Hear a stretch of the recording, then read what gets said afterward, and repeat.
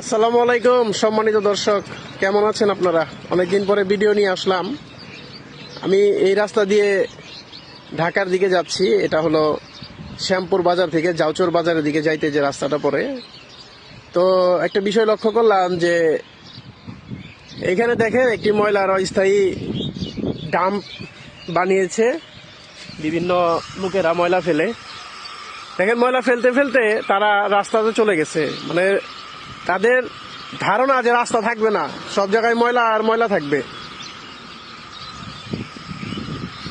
যে এখানে অনেক মানুষের বসতি রয়েছে, এখানে লক্ষ লক্ষ মানুষ, হাজার হাজার মানুষ এখানে বসবাস করে এবং এটি একটি ব্যস্ততম একটি রাস্তা।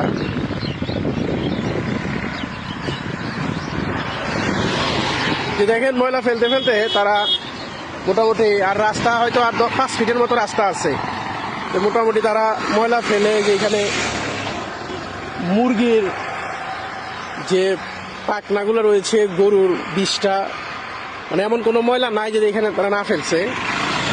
তো আমি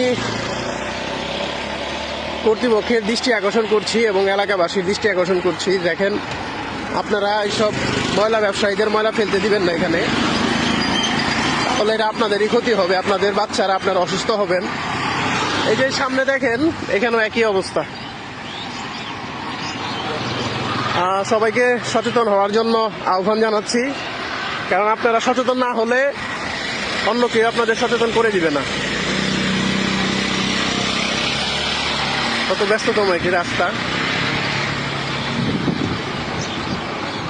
এই এলাকার মানুষের দৃষ্টি আকর্ষণ করছি এবং কর্তৃপক্ষের দৃষ্টি আকর্ষণ করছি, আপনারা যেখানে সেখানে ময়লা ফেলতে দিবেন না।